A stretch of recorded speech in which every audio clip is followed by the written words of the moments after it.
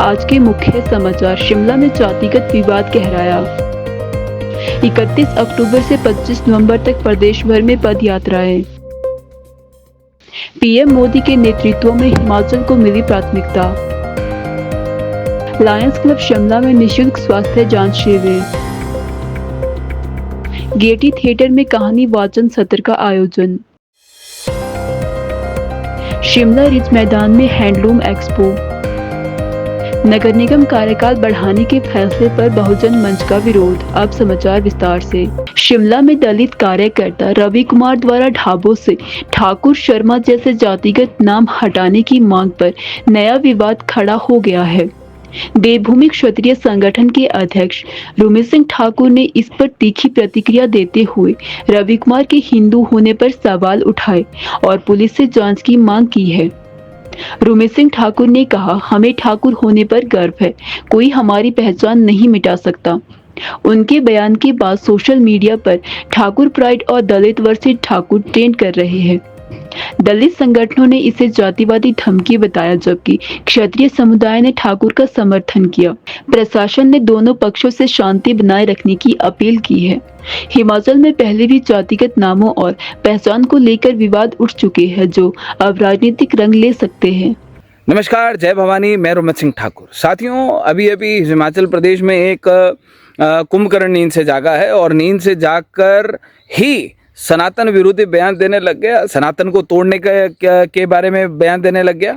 शिमला प्रशासन से मेरा ये निवेदन है कि इस ऐसे व्यक्तियों के जो सनातन के खिलाफ जो बयानबाजी करते हैं, जातिवाद का जहर खोलने की जो बयानबाजी हिमाचल प्रदेश में करते हैं, इनकी जांच पड़ताल की जाए। हिंदू हैं कि नहीं हैं, कहीं ईसाई या मुसलमान तो नहीं बन गए, या क्या इन्होंने धर्म परिवर्तन तो नहीं कर लिया। अगर इन्होंने धर्म परिवर्तन कर लिया है और हिंदुत्व के नाम पर, सनातन के नाम पर मलाई खाने का काम जो कर रहे हैं, तो इनकी सरकार से मिलने वाली सभी सुविधाओं को तुरंत प्रभाव से बंद किया जाए।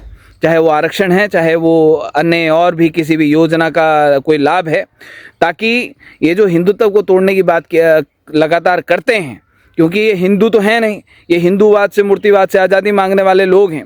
तो अगर हिंदूवाद से, मूर्तिवाद से आज़ादी इन लोगों को चाहिए, तो हिंदुत्व के नाम पर सभी मिलने वाली योजनाओं से भी तो इन लोगों को मुक्त करना पड़ेगा। ठीक है। और जो ये बात कह रहे हैं कि शर्मा ढाबा नहीं चलेंगे, ठाकुर ढाबा नहीं चलेंगे, अरे हमें अपनी जाति के ऊपर गर्व है, हमें अपनी जाति के ऊपर गर्व है। ठाकुरों को ठाकुरवाद के ऊपर गर्व है, तो ठाकुर ढाबा भी चलेगा, ठाकुर बस सर्विस भी चलेगी, ठाकुर के नाम पर सब कुछ चलेगा। ब्राह्मणों को परशुराम जी के ऊपर गर्व है, तो शर्मा के नाम पर सब कुछ चलेगा। भैया तुम नहीं रोक सकते, तुम क्या, तुम्हारी साथ पुश्ते नहीं रोक सकती। इस बात को अच्छे तरीके से समझ लो। ठीक है। तुम कहते हो हमें ये अधिकार दिया, हमें वो अधिकार दिया, तो जाति के ऊपर गर्व करने का अधिकार नहीं दिया क्या? या हम दें? हाँ, अगर जाति के ऊपर अधिकार करने का अधिकार चाहिए तो ठाकुर और ब्राह्मणों के पास आइए, देंगे, हम बहुत अच्छे तरीके से देंगे। ठीक है।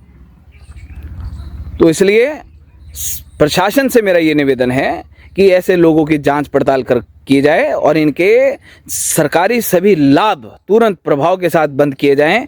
ये ईसाई बन गए हैं, मुसलमान बन गए हैं, इस बात का पता लगाया जाए, और जब तक ये जांच चले तब तक इनकी सारी सरकारी सुविधाएं बंद कर दी जाएं तुरंत प्रभाव के साथ, क्योंकि ये सनातन विरोधी लोग हैं, हिंदुत्व विरोधी लोग हैं। और जितने लोग हिंदुत्व वाले लोग या सनातन वाले लोग जो ऐसे लोगों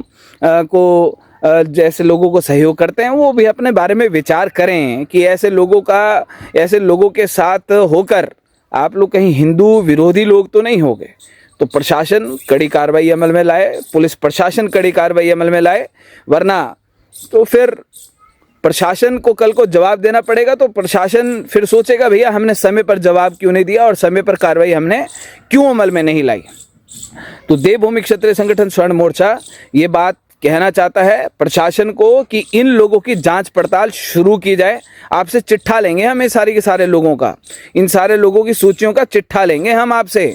अगर पुलिस प्रशासन अगर विफल रहता है तो साहब फिर लॉ एंड ऑर्डर आप ही को मेंटेन करना पड़ता है ना। फिर वो ना बिगड़े तो वो आप अच्छे तरीके से सोच लें, बहुत बेहतर तरीके से सोच लें। ठीक है। तो ये निवेदन हम करना चाहते हैं।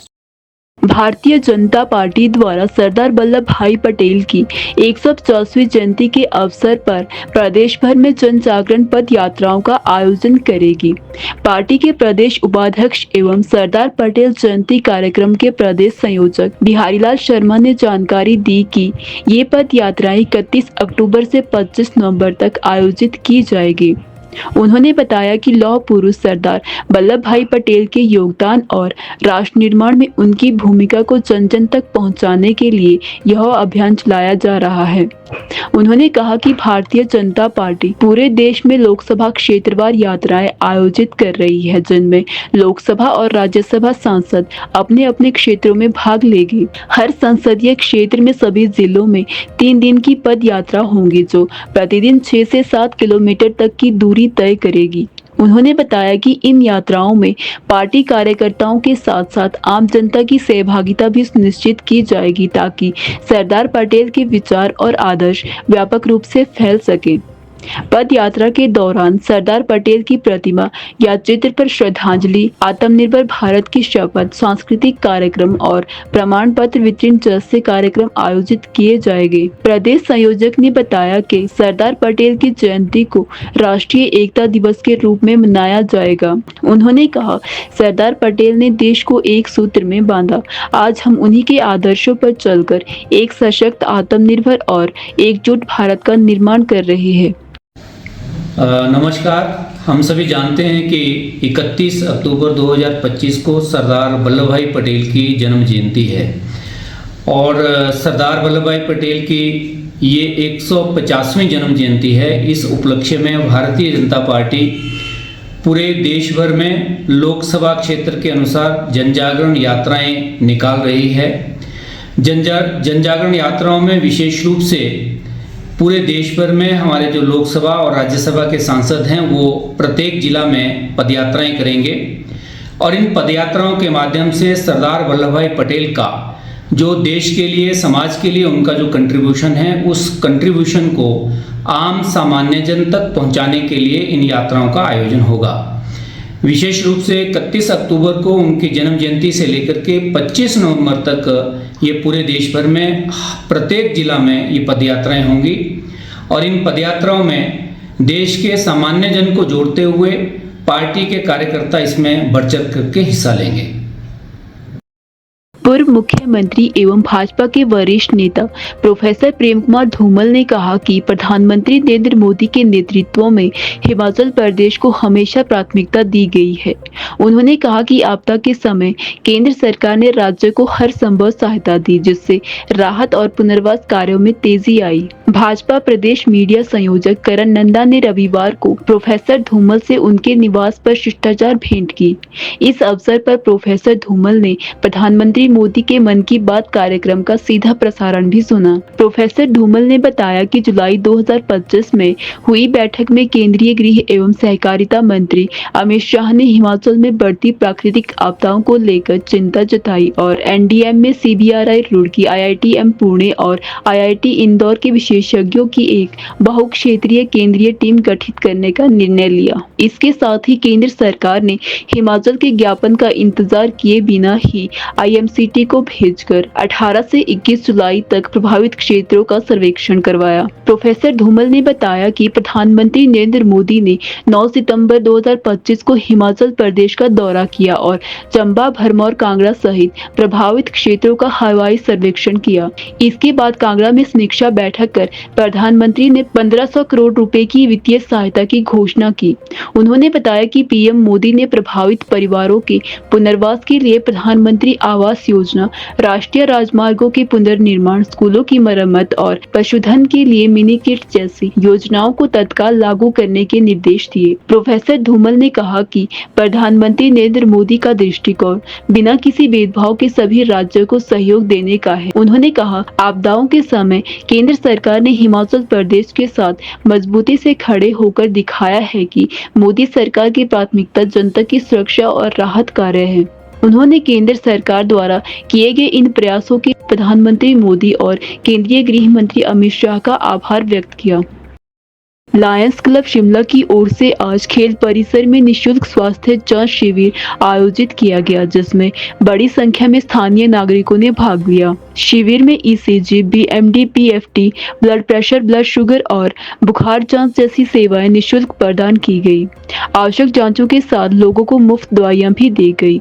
क्लब पदाधिकारियों ने बताया कि इन शिविरों का उद्देश्य लोगों में स्वास्थ्य जागरूकता बढ़ाना और रोगों की समय पर पहचान सुनिश्चित करना है। उपस्थित नागरिकों ने क्लब के इस सामाजिक प्रयास की सराहना की।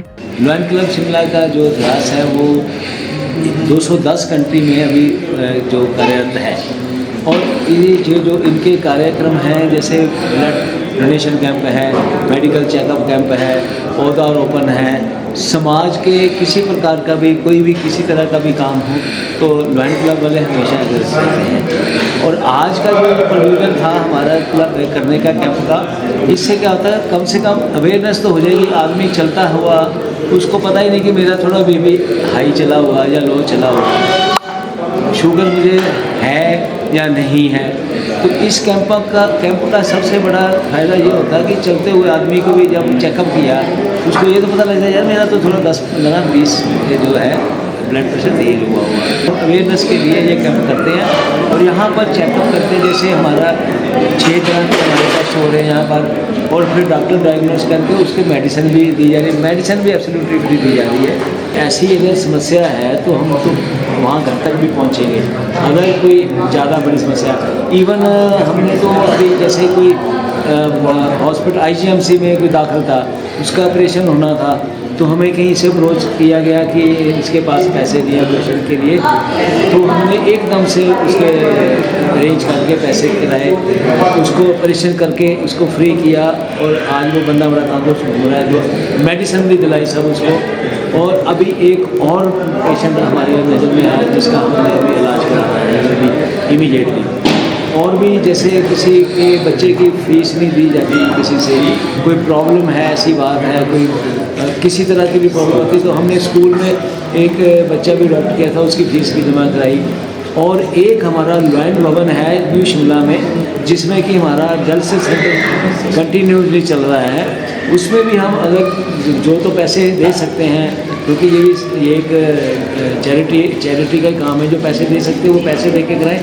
अगर किसी की प्रॉब्लम है, पैसे नहीं दे सकते, तो हम उसको भी या तो सब्सिडी रेट पे करा देते हैं, या बिल्कुल भी हमें पैसा भरना पड़े तो हम भी भरते हैं उसका पैसा, ताकि डायलिसिस उसका प्रॉपर्ली हो सके और वो रिलैक्स हो सके। तो आज हम ये जो कैंप ऑर्गेनाइज़ कर रहे हैं, ये मैक्स हॉस्पिटल चंडीगढ़ के सौजन्य से, वहाँ से डॉक्टर और स्टाफ उनका है, जो डिफरेंट टेस्ट जैसे PFT हो गया, pulmonary function test, blood test, different test, blood sugar, और दूसरे जो हमारा से PFT है, पल्मोनरी फंक्शन टेस्ट, ये भी हम फ्री में करवा रहे हैं, और साथ में मेडिसिन भी दे रहे हैं, तो वो भी फ्री हैं। और इस टाइप के हम जनरली कैंप्स करते रहते हैं। और अभी जैसे सर ने बताया, तेजन सर ने, कि 9 तारीख को भी हम एक ब्लड डोनेशन कैंप लगा रहे हैं। इसके बाद हमारा एक और प्लान है कि गांव में भी हम जाते हैं। जैसे आपने पूछा कि आप इंडिविजुअल के लिए क्या कर सकते हैं, जैसे यहाँ पे हम और होते हैं तो हम गांव में जाके भी टेस्ट करवाते हैं, और गांव में जाके भी इसी टाइप के मेडिकल कैंप्स हम ऑर्गेनाइज कर रहे हैं। In the coming season next month हम जैसे यहाँ से दूसरी पंचायत में भी जाके हम मेडिकल कैंप ऑर्गेनाइज करने जा रहे हैं। जैसे अभी हम विकास हीरानगर में एक मेडिकल कैंप ऑर्गेनाइज करने जा रहे हैं। लगभग इस मंथ के एंड में वो ऑर्गेनाइज होना है, तो उसकी तैयारियाँ कर ली गई हैं सारी। भाषा एवं संस्कृति विभाग द्वारा शिमला के ऐतिहासिक गेयटी थिएटर परिसर में एक समय की बात है शीर्षक के अंतर्गत एक प्रेरणादायक कहानी वाचन सत्र का आयोजन किया गया। इस कार्यक्रम का उद्देश्य युवा पीढ़ी को सृजनात्मकता की ओर मोड़ना और अपनी लोक संस्कृति से जोड़ना था।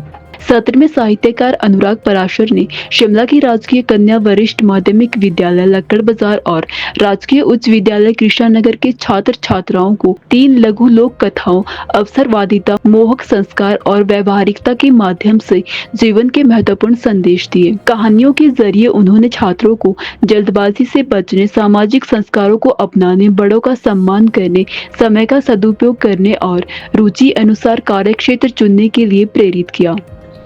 अनुराग पराशर ने बच्चों से संवाद करते हुए उन्हें लेखन की शुरुआत कैसे करें और अच्छा लेखक बनने के लिए किन बातों का ध्यान रखें, इस पर सुझाव दिए। कार्यक्रम में सेंट एडवर्ड स्कूल के छात्रों ने म्यूजिकल बैंड की शानदार प्रस्तुति दी, जिसमें लोकगीतों, फिल्में और देशभक्ति गीतों ने दर्शकों और पर्यटकों का मन मोह लिया। उपस्थित लोगों ने छात्रों की प्रस्तुति की पूरी प्रशंसा की। भाषा एवं संस्कृति विभाग की निदेशक रीमा कश्यप ने बताया कि विभाग द्वारा इस तरह के सांस्कृतिक और साहित्यिक आयोजन हर सप्ताह के अंत में ऊना, सोलन और बिलासपुर जिलों में भी आयोजित किए जा रहे हैं। इस अवसर पर जिला भाषा अधिकारी अनिल हाटा, सरोजना नरवाल, सांस्कृतिक आयोजक जसविंदर संघ व भूपेश शर्मा, दोनों स्कूलों के शिक्षक और बीएड प्रशिक्षकों भी उपस्थित रहे। शिमला के ऐतिहासिक रिज मैदान पर इन दिनों एक्सक्लूसिव हैंडलूम एक्सपो का आयोजन किया गया है, जिसमें हिमाचल प्रदेश की पारंपरिक हस्तकला, बुनाई और सांस्कृतिक विरासत की समृद्ध झलक देखने को मिल रही है। इस एक्सपो में प्रदेश के विभिन्न जिलों से आए कुशल कारीगरों ने अपने हाथों से बनाए गए अनोखे उत्पादों को प्रदर्शित किया है। प्रदर्शनी में दर्शकों को ऊनी शॉल, पश्मीना, चंबा रुमाल, कुल्लू की हस्तबुनी टोपी, हिमाचली ऊनी वस्त्र और अन्य हस्तनिर्मित वस्तुएं देखने को मिली, जो पर्यटकों और स्थानीय लोगों का विशेष आकर्षण बनी हुई है। स्टॉल पर कारीगर अपने उत्पादों की बुनाई तकनीक और निर्माण प्रक्रिया भी दर्शकों को बताते नजर आए, जिससे लोगों को हिमाचल की पारंपरिक कारीगरी के महत्व और कला के प्रति जागरूकता बढ़ी। आयोजन का मुख्य उद्देश्य स्थानीय कारीगरों को प्रोत्साहित करना और पारंपरिक हस्तकला को व्यापक मंच प्रदान करना है। आयोजक बताते हैं कि इस तरह के एक्सपो न केवल कारीगरों की आय बढ़ाने में मदद करते हैं, बल्कि युवा पीढ़ी को अब सांस्कृतिक विरासत से जोड़ने का अवसर भी देते हैं। बड़े पैमाने पर आए दर्शकों ने उत्पादों की सराहना की और कई लोगों ने स्थानीय कारीगरों से सीधी खरीदारी भी की। एक्सपो के माध्यम से स्थानीय उद्योग को बढ़ावा देने और वोकल फॉर लोकल की भावना को आगे बढ़ाने का प्रयास किया जा रहा है। इस एक्सपो ने स्पष्ट रूप से यह संदेश दिया है कि हिमाचल की पारंपरिक कारीगरी न केवल स्थानीय पहचान है, बल्कि देश की सांस्कृतिक समृद्धि में महत्वपूर्ण योगदान देती है। ये हैंडलूम पे बनी है, खड्डी पे हाथ से बनती है सारी। ये तो बनाने में मैडम 2 से 2.5 घंटे लग जाते हैं एक पीस में। ये कॉटन की है मैडम। ये सूट आएगा मधुबनी प्रिंट में, खादी कॉटन। इसको हैंड ब्लॉक, इसको मैम पूरा कंप्लीट करने में हमें 3 से 4 दिन लग जाते हैं। तो 10 लोग बनाते हैं मैम इसको। कोई कपड़ा बीनता है, कोई कलर बनाता है। तो मैं पहले इस पे मोम करती हूँ, उसके बाद प्रिंट करती हूँ। तो ये प्रिंट जाता नहीं है, जैसा है एज इट इज रहता है। ओके।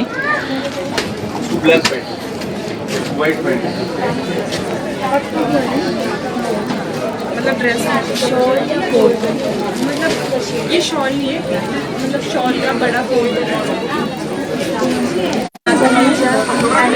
है। हिमाचल बहुजन महाशक्ति एकता समाज मंच के प्रदेश संयोजक करमचंद भाटिया ने राज्य सरकार के नगर निगम शिमला के महापौर और उप महापौर के कार्यकाल को 2.5 साल से बढ़ाकर 5 साल करने के निर्णय पर कड़ी आपत्ति जताई है। उन्होंने कहा कि इस संशोधन से आरक्षित वर्गों के संवैधानिक अधिकारों का घोर हनन हुआ है और यह निर्णय सरेआम उनके अधिकारों की हत्या के समान है। उन्होंने प्रदेश सरकार से तत्काल इस मामले पर पुनर्विचार करने की मांग की और चेतावनी दी कि आरक्षित वर्गों में इस निर्णय को लेकर भारी रोष है।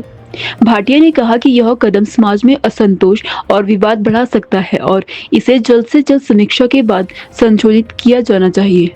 हिमाचल प्रदेश सरकार के द्वारा और प्रदेश माननीय मुख्यमंत्री सुखविंदर सिंह सुक्खू भाई जी सरकार के द्वारा जिस तरह नगर निगम शिमला के और प्रदेश की नगर इकाइयों, नगर परिषदों और नगर पंचायतों को लेकर रोस्टर में छेड़छाड़ और बदलाव की गई है, ये बहुत ही गंभीर चिंता का विषय है। नगर निगम शिमला में 2.5 साल का महापौर का कार्यकाल खत्म होने के बाद 2.5 साल किसी और अगले व्यक्ति को अवसर मिलना चाहिए था, चाहे वो आरक्षित वर्गों से होता, चाहे सामान्य वर्गों से होता, वो कोई विषय नहीं है। और सुरेंद्र चौहान जी द्वारा महापौर बने, उसकी भी हमें कोई आपत्ति नहीं है। लेकिन जिस तरह हिमाचल प्रदेश सरकार के द्वारा नगर निगम शिमला सहित प्रदेश की सभी इकाइयों, नगर परिषदों, नगर पंचायतों में 2.5 साल के कार्यकाल को बदलकर 5 साल किया गया है। इससे जो आरक्षित वर्गों का, अनुसूचित जाति जनजाति का जो महापौर उप महापौर बनने का संवैधानिक आरक्षण है, उसके साथ छेड़छाड़ की जाना किसी भी दृष्टि से उचित नहीं है। ये आरक्षित वर्गों के संवैधानिक अधिकारों का सरेआम गला घोंटना और हत्या है। बहुत गंभीर चिंता का विषय है। और पंचायतों में प्रधानों, उप प्रधानों, वार्ड पार्षदों, जिला परिषदों, बीडीसी मेंबरों की जो आरक्षित जो प्रावधान है उन्हें भी खत्म कर दिया जाए। उन्हें भी सामान्य वर्गों को चुनाव लड़ने का अवसर दिया जाए। एक तरफ तो देश की कांग्रेस पार्टी कहती है कि हम दलितों के सबसे बड़े मसीहा है, और भाजपा, भारतीय जनता पार्टी, आरएसएस और हिंदुत्व दलितों की सबसे बड़ी विरोधी है।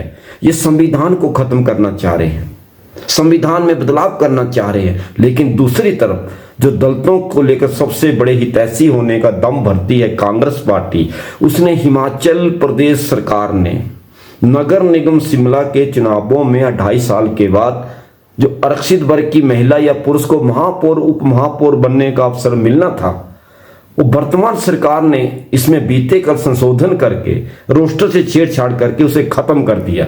ये गंभीर चिंता का विषय है। इस मामले को लेकर हिमाचल प्रदेश के माननीय मुख्यमंत्री सुखविंदर सिंह सुक्खू एवं कांग्रेस सरकार को पुनः विचार करना चाहिए, और इससे प्रदेश में अनुसूचित जाति के समाज के लोगों में भारी रोष है, आक्रोश है, और सरेआम संवैधानिक अधिकारों का हनन, गला घोंटना है। और इसके हम कड़े शब्दों में इस पर आपत्ति दर्ज करवाते हैं और इसको लेकर पुनः विचार किया जाए।